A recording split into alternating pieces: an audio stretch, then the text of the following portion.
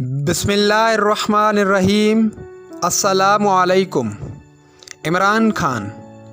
اس video کو سیاست سے ہٹ کر دیکھیے۔ بریڈ فوڈ یونیورسٹی کا شمار برطانیہ کی مشہور یونیورسٹیوں میں ہوتا ہے۔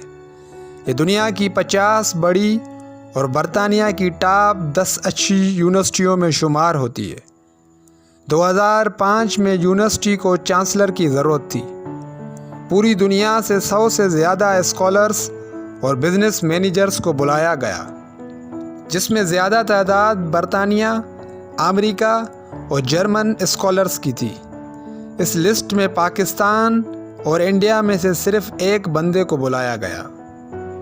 سلیکشن سے پہلے جرمن سائنٹسٹ کو چانسلر کی سیٹ کے لیے سب سے زیادہ مضبوط امیدوار قرار دیا جا رہا تھا، مگر تمام کہانی اس وقت تبدیل ہوئی جب ٹیلنٹ، لیڈرشپ، ماڈرن اسٹڈیز پر بحث میں پاکستانی نژاد نے دوسرے تمام امیدواروں کو پیچھے چھوڑ دیا۔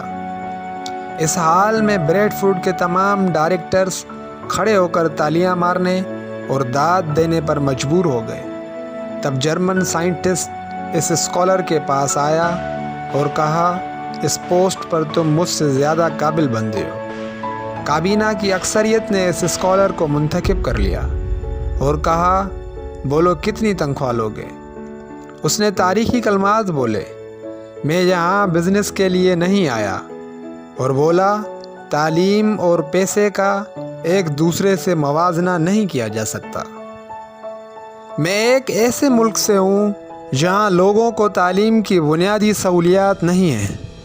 ہمارے پیسے والے لوگ دوسرے ممالک میں جا کے تعلیم حاصل کر لیتے، جبکہ غریب لوگ اپنی دل میں حسرت لے کر اس دنیا سے چلے جاتے ہیں۔ یہ وہ خاص وجہ ہے جس کی وجہ سے غریب اور امیر کا فرق دن بدن زیادہ ہوتا جا رہا ہے۔ میری زندگی کی خواہش ہے میرے ملک کے وہ لوگ جو دوسرے ممالک میں نہیں جا سکتے، وہ اپنے ملک میں ہی رہ کر اچھی تعلیم حاصل کریں اور بریڈ فوڈ جیسی اچھی یونیورسٹی کی ڈگری حاصل کر سکیں۔ اس لیے میں بریڈ فوڈ یونیورسٹی پھر ہی جوائن کر سکتا ہوں اگر آپ مجھے میرے ملک کے لیے یہ سہولت دیں۔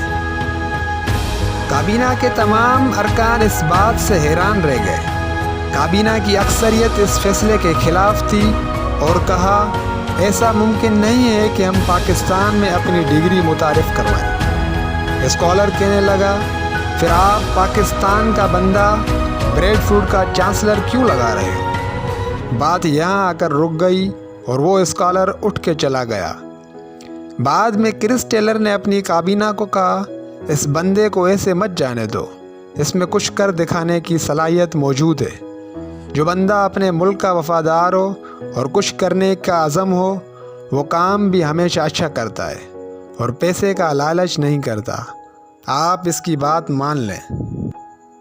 کابینہ نے اس اسکالر کو واپس بلایا اور کہا، آپ کی تمام باتیں منظور ہیں، آپ پاکستان میں جہاں چاہتے ہیں کیمپس بنا سکتے ہیں۔ وہ اسکالر 9 سال تک بریڈ فوڈ کا چانسلر رہا ہے۔